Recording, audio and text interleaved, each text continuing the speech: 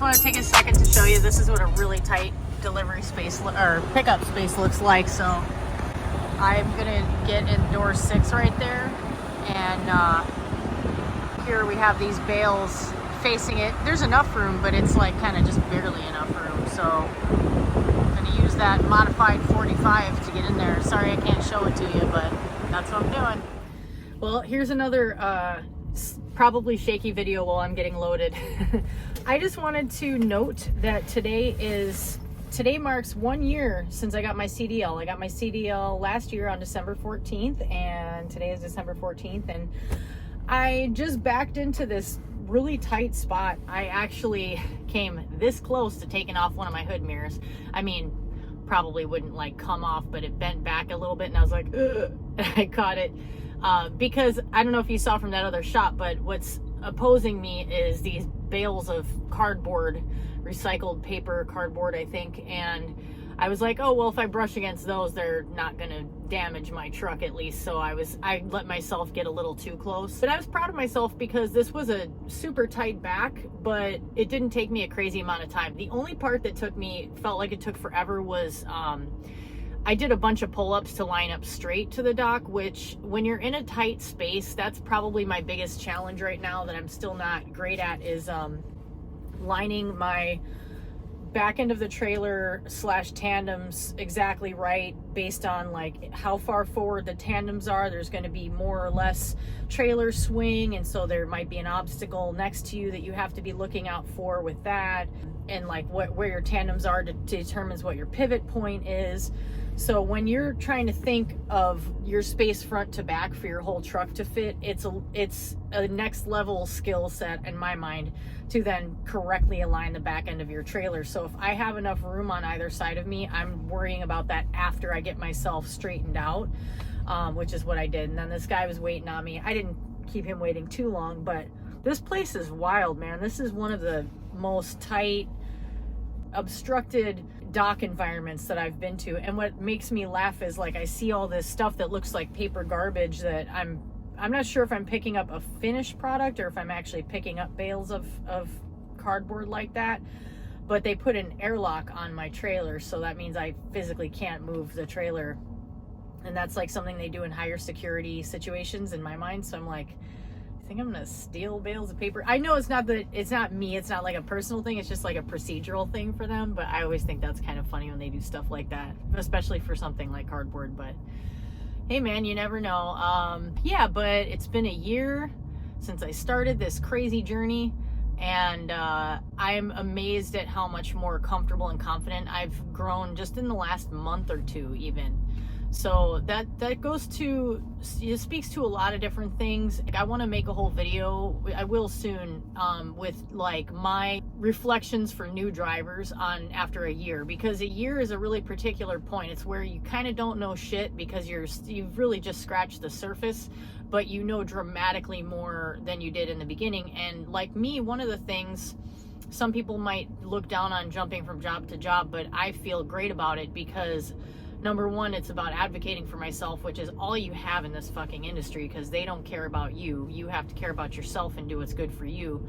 But also, I have a pretty good variety of experience for being inexperienced. So for only having a year of driving under my belt, I've got flatbed experience, I've got securement experience, albeit limited, but some. I've got experience driving a split axle trailer, which is a whole other thing.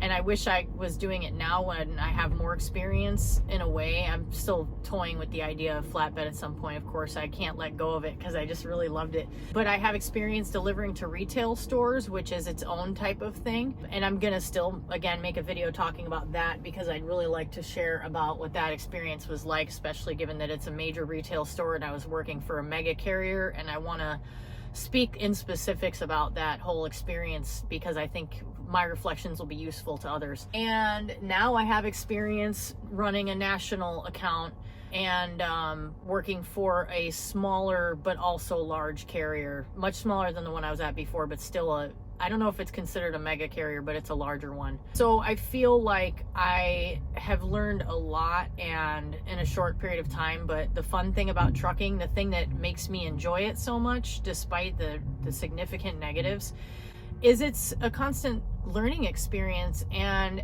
I think our happiness in life has more to do with, like, we have this idea in our minds that I gotta get the right education or the right experience or whatever, and get the right job and make the right dollar amount on paper and have the right things to show to people that say that I'm smart or I'm this or I'm that, and I'm good at something.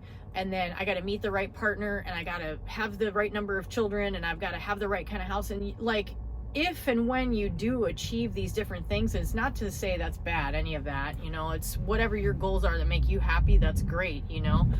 But what I think more and more is that the things that have made me feel the least satisfied in life were when I felt settled, not settled, but like when I found myself in a place where I had worked towards a goal, and then I'm there and I'm like, okay, now what? And the thing I love, sorry, I keep checking the light to see when they're done. And I also really need to put this down and open my laptop and plan the rest of this trip. I'm going back to Pennsylvania, so it should be a nice drive. Hopefully less traffic as I go farther west, because the East Coast is a fucking traffic mess. Oh, I want to say though, this morning I drove from Connecticut into Massachusetts, where I am now, and it's so gorgeous. I love Connecticut. Like, I could live there if I had the income, which I don't. But man, it's really my type of climate. Lots of trees, lots of open space, really pretty. I love it out east, not as a truck driver, just as a person. But no, I was going to say that I think when you have a job that has you constantly guessing and learning new things and doing new things that are like uncomfortable, that's when you start to be happier. That's when I start to thrive more, when I feel like I'm always being challenged. And I don't think that's unique to me. Some of us are more thrill seekers than others, and I'm definitely that kind of person. So I like the idea of doing a job that's hard and a little intimidating, a little scary. And I have this obsession my whole life, a lot of my life, with doing things that you don't see women doing as much, or like things that I feel like may not have been like super inviting to me for whatever reason. Like, I'm like, well, let me go do that. And it makes me think of like being a 15-year-old lifting weights in the men's weight room, where there really weren't other women there because it was a different era. You know, even going back to like playing the musical instrument that my big brother played, which was a baritone horn, instead of picking up a flute or a clarinet, because even instruments become gendered, which is so fucking weird, man. But anyway, I'm not trying to get into a whole spiel. I'm the fucking spiel queen. People are gonna get sick of me. Totally fair if you do. You know, trucking has been a great learning experience. I want to learn more. I don't know how long I'll do it. I always say the same shit. I'm a broken record, but I want to advocate for truckers. That's something that I want to do more than anything, because when I'm out here every single day, I'm at these truck stops and I see these guys, mostly men, lots of women too though, and my heart goes out to you guys, because so many of you have been doing this for fucking decades, and like putting up with so much. And then the changes that have come in the industry that I'm just experiencing as a new driver, you guys have seen things decline over all these years, and like, man, you aren't appreciated in the ways that you should be, because our country couldn't function without your labor. So okay, that's enough of my spieling. Talk to you later, guys. Another microwave video coming at you. And like, I'm worried that the videos are going to be so behind, because I'm having such a hard time like getting a chance to edit video, and I'm tempted to just but I'm very anal retentive, and my desire to edit things is very much tied to my background in journalism. Like, I don't like unnecessary ums and uhs and ands, like various little words that it sounds to me and looks better and smoother when it's edited. So that's where I'm coming from. I just want to tell you something so cool. After a weird fucking day, that's another thing I'll tell you in a minute, but I got to this Petro. It was my fuel stop, and it was perfect because it was down the road from this drop yard where I just picked up this empty trailer. And after driving a really heavy load through mountains all day long, it was so nice to pick up this empty. So that was cool. Much easier to accelerate. I was decelerating going up hills all day long, and it made it really slow going. It was a beautiful trip though, and that was cool. I was in New York and I was in Jersey, which, holy shit, another place that's terrible for trucks. I went to one loves to scale, and I was like, this parking lot feels like a practical joke. Like, are we on candid camera or some shit? It was crazy. Anyway, I got here to this Petro, and there's tons of reserve spaces available, and no one wants to pay for those because they're like over $20, which is fucking highway robbery when there's hardly any places to park. I could go on a rant, you know I could, but I won't. I've been to this stop before, and I got here earlier in the past and there was parking, but this time there was like very limited parking. I was trying to go for this really fucking damn near impossible blind back. It was crazy. It was not really smart to attempt it. It was the kind of thing where I had to get out multiple times to just make sure I wasn't going to hit anything, and I couldn't quite swing it. And then so I did a lap looking for another spot, came back to it, started to attempt it again, and I'm like, I don't know, it's really dark too, so that makes it a lot worse. And then this guy comes walking out, and I think he's going to help me get in the spot, and I was like, okay, cool. And I was like, should I not try this? Because it was one of those things where it was kind of iffy.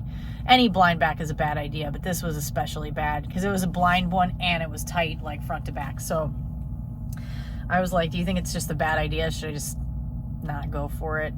He's like, yeah, don't. He's like, I have a yard I can go to that's a block away. He's like, it doesn't matter to me. I'm in that night truck over there. I'll go there. And I was like, dude, no. I was like, no, it's okay. I don't want to inconvenience you. I'll just pay for parking. And he was like, no, it doesn't matter to me. And yeah, okay, someone out there is like, yeah, of course, because you're a girl. And you're probably right. You might be right. But he wasn't like hitting on me or anything. I think he was just being a fucking nice person.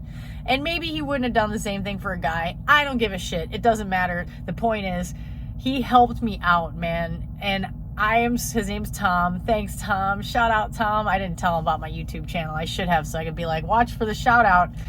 But it was just such a sweet thing for him to do.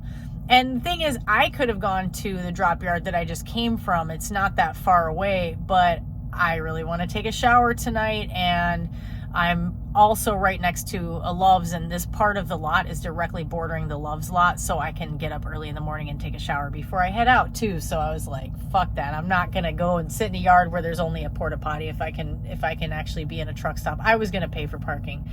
But Tom saved the day, man. I love people that are helpful and friendly out here. Like when you're doing this kind of a job and you're kind of isolated and you're going through these stressful things, one nice person, one nice gesture just changes your whole day. So here's the other story. I'm like, how much do I want to say here? Man, okay, give me a second because I'm thinking about how to say this diplomatically. My fleet manager's nuts. That's all I'm going to say. No, let me own my part of things, first of all, because we haven't been interacting with each other for very long because I just moved on to this account. Although I had talked with her a couple of other times, but I can be an abrasive asshole when I'm under stress, and I fucking know that. And I'm sure that I've rubbed people the wrong way enough times, but it's also a little part of that is I think it's important to be assertive, and when you're a woman and you're assertive, it's always taken a little bit differently, because I guarantee my male cohorts get every bit as salty as I get sometimes, and it's probably a little more expected from them than it is from me. So people might have a harder time taking that from a female. That's not to say I'm not a fucking asshole sometimes. I definitely have my moments, and I usually apologize and say, look, I know we're all under stress. Try to simultaneously be not a dick while I'm being a dick. But it's stressful out here, and I think we all have our moments, you know? I'm not trying to absolve myself and say I'm fucking in the right, because it's not cool to be a dick to people. It's just not. But anyway, it's a work in progress. Learning how to manage your emotions while you're driving trucks is a thing. It really is. It takes time, and not everybody is ever going to be good at it, but I do try. So anyway, man, though, this chick, she reacted really poorly to me one of those times that I was having a moment. It was the day I was in all that snow, and it was dangerous, and I was stressed out. It was a day, you know, and I just hit myself in the face, and I was getting stuck. It was like right around that same time. And she said the way she responded to me was so not cool to me that I was like, I can't talk to this lady for a while, because her energy is like, she's super saccharine and nice, but it's not genuine, because then when you're under stress, she like talks to you like you're a kid, you know? So I was like, let me give a cooling off period before I interact with her that way again. Well, we just had this crazy back and forth today, and she's sending me all these long messages while I'm driving, and I don't know if she thinks I have the sound on my PC, but there's no way I could handle that distraction while I'm driving at all. So she's sending the messages. I'm stopped in traffic. I'm in so much traffic today, and I'm stopped and I'm like reading the messages and then sending voice messages back like I'm talking to the phone, you know. And she's going on, and I'm trying to tell her, like, I can't have this conversation with you. And the thing that started it was I went off route because our PC is terrible, and you'll get off route, and when you want to go back on the route, it won't reroute you. So it'll just keep adding the miles that you are from where you went off course, and it'll try to route you back to there. So I'm like 200 miles off course when I'm actually on the right path, but I'm on the wrong road. The road they don't want me on because it's a toll road, which is understandable. And in theory, what you should do is call Fuel and Routing and get them to send you back to the correct route, blah, blah. And I could have done that, and she's like, why didn't you pull off? And it's like, have you ever tried driving a truck on the East Coast on a highway in the mountains you've never been on before and just pull off? It doesn't work like that. And this just speaks to a broader issue, which is dealing with people who are in an office who have never driven a truck before, and they're supposed to be dispatching you, is just a fucking inherent problem in this industry. I don't understand why that even exists. I don't understand why it's not a prerequisite that you've at least driven for like a year before you can be a dispatcher. It makes no rational sense. And the reality is, not only is it unfair and unsafe for the driver to have to depend on someone like that, but it's unfair to that person, because it's that idea of you don't know what you don't know. And she doesn't know, like, even if she is empathetic in other aspects of her life, which I kind of doubt, but even if she was, you can't possibly understand what it feels like to be in the situations that you get into when you're in a truck. To go off course on a GPS system that is completely fucking unreliable, that even just earlier today, it was right by the destination I was going to, which our drivers have been to before, and it told me to take a wrong turn, and I had not been following it, but then I started following it because I was close to the drop-off and I guess that was a pickup. Let me just go ahead and follow it close to the pickup, because then it should be accurate, right? You would think. No, it had me take a wrong turn, which sent me through a small town where trucks do not fit, so I had to make all kinds of crazy ass fucking turns. I see a 12-foot clearance ahead of me, so I'm turning left, and oh my god, I'm like, what the fuck? It's the place I'm going to is like a paper mill, and it's on the side. A lot of times they're on bodies of water, you know, so it's on one side and I'm on the other side, and there's no crossing over that shit. There's no bridge there. You have to go around the other way, and you actually have to go under this underpass and through this like narrow space, and you're basically driving on through an alley the whole way. I shared that. It was pretty much the tightest back I've done yet. And I did pretty good, I must say. But even in that instance, it sent me the wrong way. So how am I going to trust that shit when the GPS, the Garmin is telling me one thing, and the Garmin is usually pretty reliable, and it's going to give me the faster route, and that thing is telling me something, and I'm like, I don't know if I should trust that. I don't know where it's going to take me. That is the company. That's on the company. If this company is too cheap to pay for a GPS system that actually fucking works right, they shouldn't get mad at drivers for going on the wrong road like I did and costing a toll to the company. And that was where she lost her actual shit. And she's like, instead of waiting till a point when I'm stopped to give me a call and be like, hey, you went off route there and it cost a toll, like, what happened? Can you here's what you should do next time, whatever. No, she's sending me written messages while I'm driving, and going on about it when it's not even the right time to talk about it, because it's a moot point at that point. So that shit was weird, man. And then she waited till I came to a stop, and she called me, and this was after I had called up the routing department and asked them a direct thing, because I was like, they're the people in charge of routing, so it's better to ask them anyway. A lot of these dispatchers, they can't tell you anything about directions. Like, they're no better than a layperson at that. So I called that person, and I was like, hey, I'm kind of having an awkward situation with my fleet manager. Can I just have you resend this routing to me instead of asking the fleet manager to do it? And she did. And the fleet manager then waits till I stop, like the second I stop. And I'm not stopped for the night. I'm stopped so I can go drop off this loaded trailer, and I'm trying to figure out what to do because there's no instructions in the fucking app for this place. And she calls me and she tells me I hurt her feelings because she listened to the call I just had with the routing person, and she wants to talk about it. And I try to tell her, this isn't a good time. I got a couple hours left. I knew I wanted to make it to this truck stop tonight. And she was like, well, no, your delivery's in the morning. You do have, she starts to cut me off and tells me I do have time. And I'm like, this is real weird. And it was a very weird situation. And we ended up getting off the phone in awkward circumstances. And I sent her a message apologizing if I hurt her feelings, and trying to be genuine about it and say, I know I can be abrasive sometimes and blah, blah, blah. I didn't really need to do that, but I wanted to try to be as professional as I could because it was a very unprofessional exchange all around. Like, I kind of was forced into this weird thing where I'm sending messages back and forth with this person who won't leave me alone while I'm driving. It was like she got real upset. And you know what? I am trying to come from a place of compassion.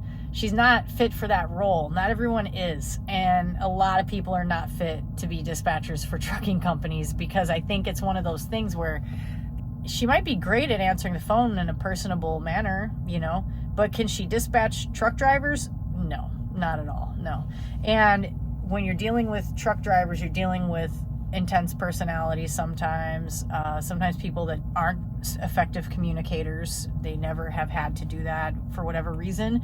And you gotta fucking buck up, lady. Like, you gotta deal with people who are in a mood, having a day, going through stressful shit, and not be reactive and emotional about it. Do I sound like a hypocrite because I was talking about being emotional? I don't know. That lady she should do something different. And I don't mean to talk shit. I'm not trying to be like that. It's just like, man, we all have some funny dispatcher stories. Tell me a funny dispatcher story, please. If you're a driver, I want to hear it. Tell me about some crazy shit that a dispatcher said to you. Did anyone ever accuse you of hurting their feelings in a way that was clearly very passive aggressive and phony because they just wanted to like engage you in a weird conversation while you were trying to end your night and your clock is ticking? I don't know. That was weird. I'm going to close you in here now. Bye.